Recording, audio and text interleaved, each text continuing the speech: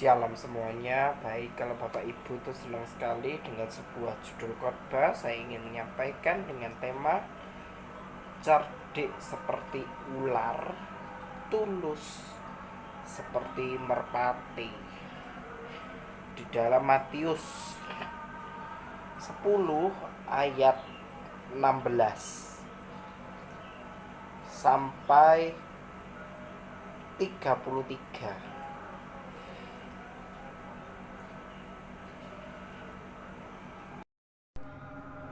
Oke, dengan judul perikop penganiayaan yang akan datang dan pengakuan akan Yesus. Ayat 16, lihat aku mengutus kamu seperti domba di tengah-tengah serigala. Sebab itu hendaklah kamu cerdik seperti ular dan tulus seperti merpati. Tetapi waspadalah terhadap semua orang, karena ada yang akan menyerahkan kamu kepada majelis agama, dan mereka akan mengesah kamu di rumah ibadahnya. Ayat 18, dan karena aku, kamu akan digiring ke muka penguasa-penguasa dan raja-raja sebagai suatu kesaksian bagi mereka dan bagi orang-orang yang tidak mengenal Allah.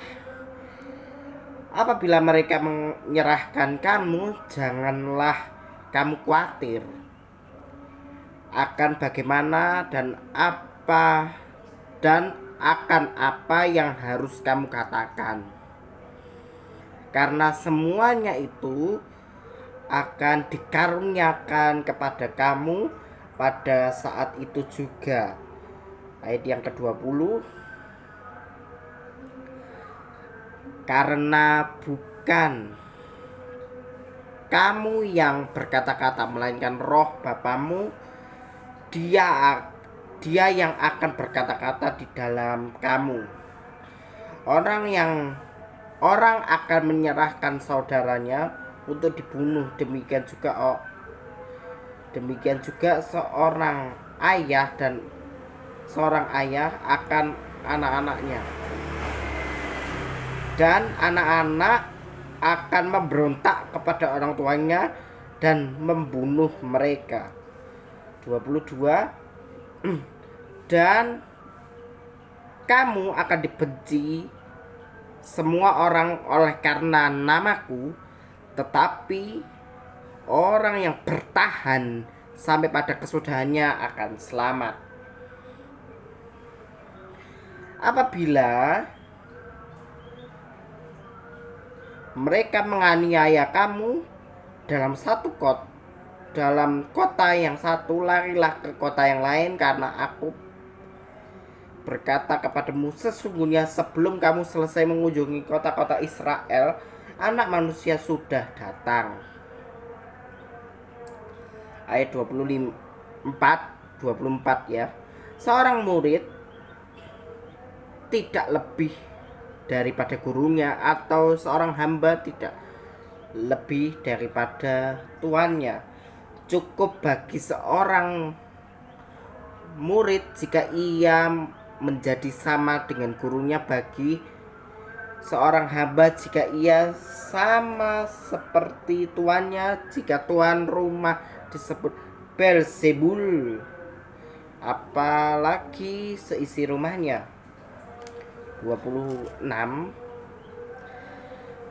jadi janganlah kamu takut terhadap mereka, karena tidak ada satupun yang tertutup yang tidak akan dibuka, dan tidak ada sesuatu pun yang tersembunyi yang kamu tidak ketahui. 27, Apa yang kukatakan kepadamu dalam gelap, katakanlah itu di dalam terang. Dan apa yang dibisikkan ke telingamu, beritakanlah itu dari atas atap rumahmu. Dan janganlah kamu takut kepada mereka yang dapat membunuh tubuh, tetapi yang tidak berkuasa membunuh jiwa. Takutlah terutama kepada Dia yang berkuasa membinasakan baik jiwa maupun tubuh di dalam neraka. Bukan burung pipit yang dijual 2 ekor seduit, namun seekor pun daripadanya tidak akan jatuh ke bumi di luar kehendak Bapamu. Dan kamu, rambut kepalamu pun terhitung semua. Sebab itu janganlah kamu takut, karena kamu lebih berharga daripada banyaknya burung pipit. 32. Setiap orang yang mengakui aku di depan manusia, aku juga akan mengakuinya di depan Bapa-Ku yang di sorga. Ayat terakhir 33. Tetapi barang siapa menyangkal aku di depan manusia, aku juga akan menyangkal di depan Bapa-Ku yang di sorga. Nah, konteks ini mengajarkan kita bahwa kita harus tetap sebagai manusia. Kita juga diajarkan untuk sama-sama berpikir cerdas seperti ular, tetapi mempunyai pola pikir yang cerdik, yang cerdas, takut akan Tuhan, dan juga mempunyai sikap kerendahan hati. Karena dari situ akan terpancar suatu kehidupan yang murni, dimana yaitu hidup yang selalu takut akan Tuhan akan memberikan impact yang luar biasa di dalam kehidupan kita.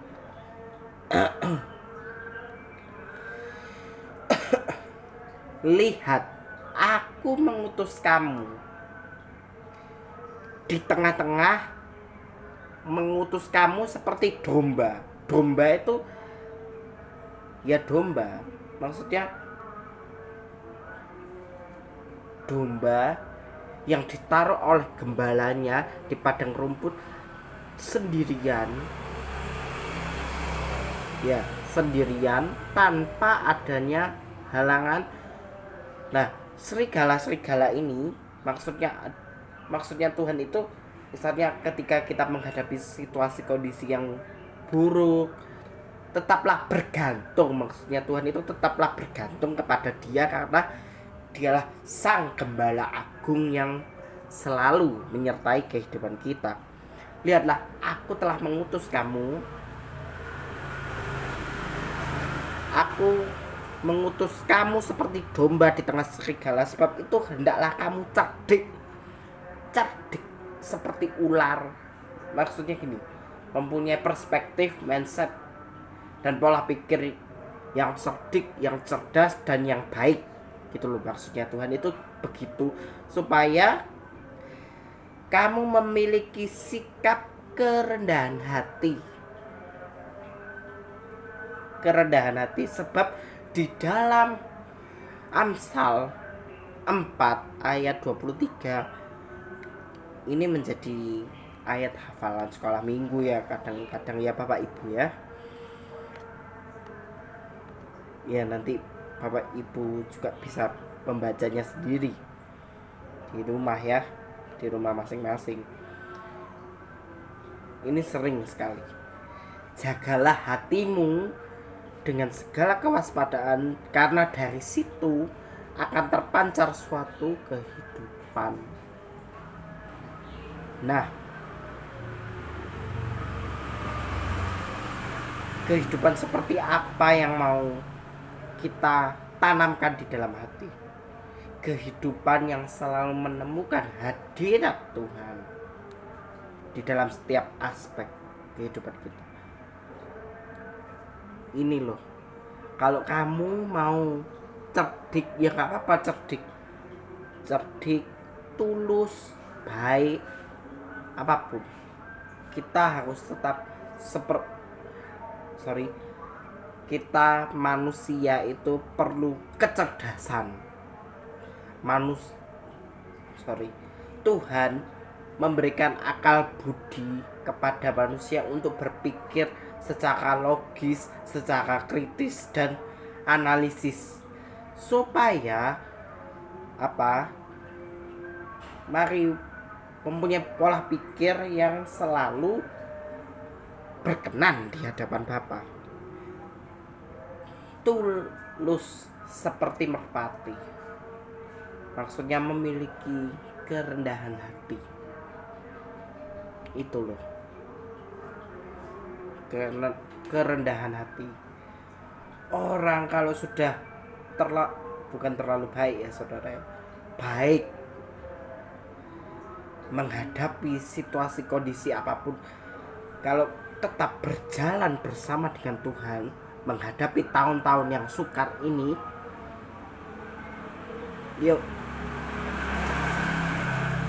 kita bisa bertahan sampai pada kesudahannya, karena Tuhan itu senantiasa menyertai kehidupan kita sampai pada akhir zaman. Makanya di dalam Matius 28 ayat 20b, dan ketahuilah aku menyertai kamu senantiasa sampai pada akhir zaman. Tuhan itu ingin bahwa umat kesayangannya itu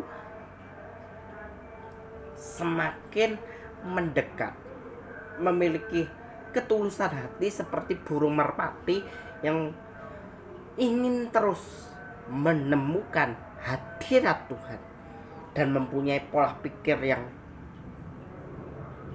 cerdik, yang cerdas. Tuhan sudah memberikan manusia akal budi, kehendak bebas.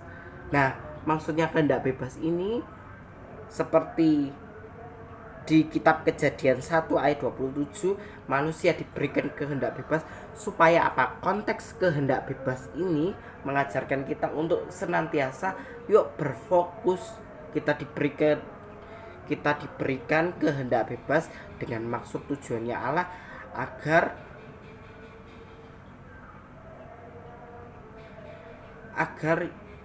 dikembalikan kepada rancangan semula Allah untuk digenapi rencana Allah dalam setiap aspek kehidupan kita, supaya melalui kehidupan kita harus tetap cerdik, cerdas, dan mempunyai ketulusan hati.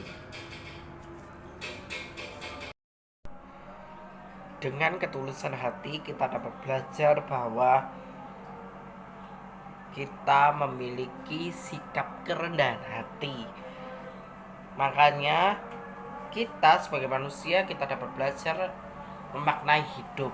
Ini sangat begitu tragis tetapi memiliki makna yang mendalam ketika kita